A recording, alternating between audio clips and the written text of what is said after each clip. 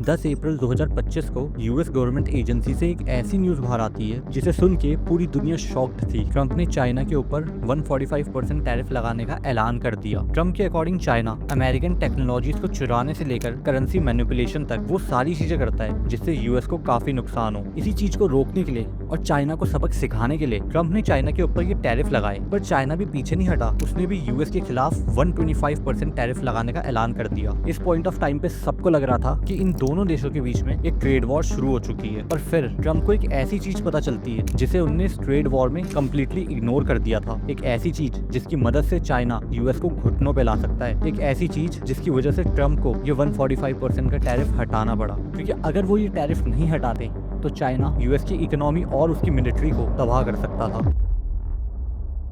US को world power उसकी economy और उसकी मिलिट्री बनाती है, और किसी भी मिलिट्री को स्ट्रॉन्ग बनाती है उसकी वेपन्स और उसकी टेक्नोलॉजी। एंड सरप्राइजिंगली यूएस की इसी वेपन और टेक्नोलॉजी का कंट्रोल चाइना के पास है, क्योंकि चाइना के पास एक ऐसी चीज है जिससे वो यूएस की मिलिट्री को बहुत ज्यादा नुकसान पहुंचा सकता है। And that is rare earth element. ये स्पेशल टाइप ऑफ मेटल होते हैं जिसको फोन, टीवी, लैपटॉप, यहाँ तक कि वेपन्स बनाने के लिए भी यूज किया जाता है। And you can obviously guess कि कौन सी कंट्री है जो इसे सप्लाई करती है। It's China. आयरॉनिकली जिन वेपन का यूज करके यूएस चाइना को काउंटर करना चाहता है, वो वेपन्स चाइना की मदद के बिना बन ही नहीं सकते, क्योंकि वेपन्स को बनाने के लिए रेयर अर्थ एलिमेंट का बहुत यूज होता है। यूएस के F-35 फाइटर जेट को बनाने के लिए 418 केजी रेयर अर्थ एलिमेंट चाहिए।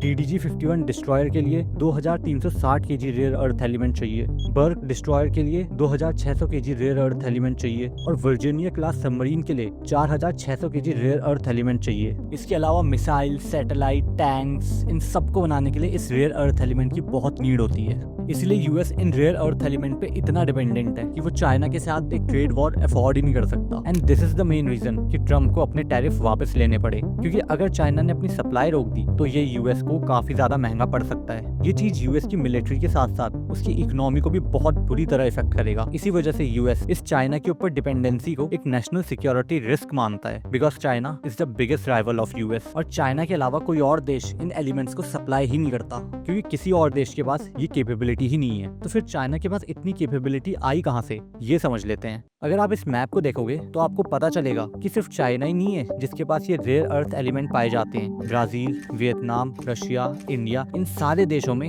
ये एलिमेंट पाए जाते हैं। पर इन एलिमेंट्स का होना ही काफी नहीं है। अगर आप इन्हें यूज करना चाहते हो तो इसके लिए आपको 3 बहुत इंपॉर्टेंट चीजें चाहिए। सबसे पहला है माइनिंग। रेयर अर्थ का मिलना तो आसान है, पर जो चीज मुश्किल है वो है इसकी माइनिंग करना, क्योंकि इसकी माइनिंग काफी कॉम्प्लेक्स और डेंजरस है। इसके लिए स्पेशलाइज्ड टेक्निक और स्पेशलाइज्ड लेबर की जरूरत पड़ती है, जो कि चाइना के पास ऑलरेडी अवेलेबल है। और चाइना इस माइनिंग का 69% कंट्रोल करता है। माइनिंग के बाद आता है प्रोसेसिंग। प्रोसेसिंग वो पार्ट है जिसे चाइना सबसे ज्यादा डोमिनेट करता है। चाइना वर्ल्ड की 90% रिफाइनिंग अकेले करता है। इसमें चाइना इतना एक्सपर्ट बन चुका है कि कोई और देश उसके आसपास भी नहीं आ सकते। इसके बाद आता है प्रोडक्शन। अब क्योंकि चाइना फेमस ही प्रोडक्शन के लिए है, तो ऑब्वियसली चाइना इस डिपार्टमेंट को भी लीड ही करेगा। रेयर अर्थ की मदद से जो कंपोनेंट बनते हैं वो यूजुअली चाइना में ही बनते हैं। तो इस पॉइंट ऑफ टाइम पे चाइना ने पूरी सप्लाई चेन को डोमिनेट कर रखा है, और ये चीज चाइना को एक बहुत बड़ा लेवरेज देती है। चाइना इस सप्लाई चेन को as a strategic weapon use करता है। जैसे 2010 में जब चाइना और जापान के बीच में एक डिस्प्यूट हुआ था, तब चाइना ने रेयर अर्थ का सप्लाई कट कर दिया, जिसकी वजह से जापान की टेक इंडस्ट्री पैनिक में आई और रेयर अर्थ के प्राइस बढ़ने लगे। इनफैक्ट 2019 में चाइना यूएस को भी ऐसी वार्निंग दे चुका है कि वो जब चाहे तब इन रेयर अर्थ का सप्लाई रोक सकता है। पर अब सवाल आता है कि चाइना ने अपनी सप्लाई चेन को इतना मजबूत कर कैसे दिया। 1950s में चाइना को अपने बयान ओबो माइन में रेयर अर्थ एलिमेंट का एक बहुत बड़ा डिपॉजिट मिला, पर उस वक्त उनके पास वो टूल्स नहीं थे जिससे वो इसकी माइनिंग कर पाए।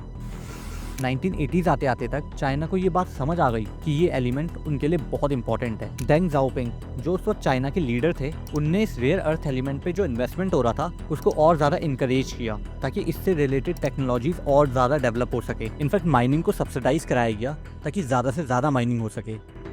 1990s तक चाइना ने ये रेयर अर्थ को सेल करना भी शुरू कर दिया था। अब क्योंकि चाइना में लेबर की कॉस्ट कम थी और गवर्नमेंट का पूरा सपोर्ट था माइनिंग इंडस्ट्रीज को, इस वजह से वो रेयर अर्थ को काफी सस्ते में सेल करने लगे। इनफैक्ट चाइना ने इतने सस्ते में बेचना शुरू किया कि यूएस को अपनी माइन बंद करनी पड़ी।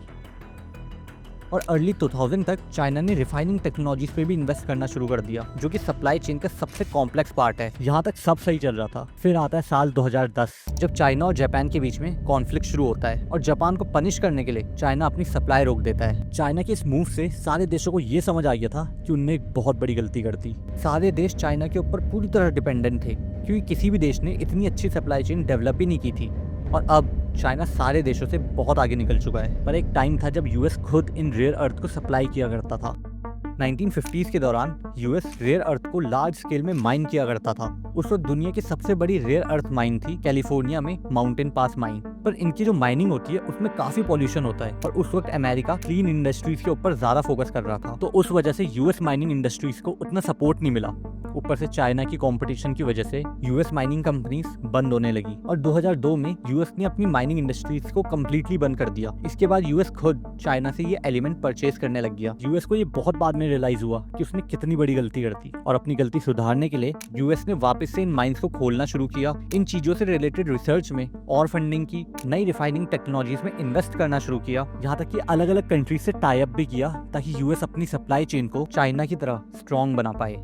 बट तब तक बहुत देर हो चुकी थी। चाइना पहले ही बहुत आगे निकल चुका था, पर यूएस आज की डेट में भी पूरा ट्राई कर रहा है कि वो किसी तरह चाइना को बीट कर पाए। इनफैक्ट यूएस के डिपार्टमेंट ऑफ डिफेंस ने बहुत बड़ी बड़ी इन्वेस्टमेंट करना शुरू कर दिया है और उनका गोल है कि 2027 तक वो fully US based supply chain बना सके, जो पूरा एक्सट्रैक्शन से लेकर फिनिश गुड तक बना पाए। बट अगेन ये चीज यूएस के लिए आसान नहीं है, क्योंकि उसे बहुत सारी प्रॉब्लम फेस करनी होगी, जैसे कि स्किल्ड वर्कफोर्स जो कम पैसों में काम कर पाए, अपनी मैन्युफैक्चरिंग को डेवलप करना। ऊपर से चाइना ऑलरेडी यूएस के कंपैरेटिवली बहुत आगे है और ऐसा भी नहीं है कि चाइना बहुत आराम से यूएस को आगे निकलने देगा। चाइनीज गवर्नमेंट पूरी कोशिश कर रही है कि वो इस मार्केट को कैप्चर करके रखे। उसने अपनी माइनिंग बेसिस को म्यांमार में भी स्टैब्लिश करना शुरू कर दिया।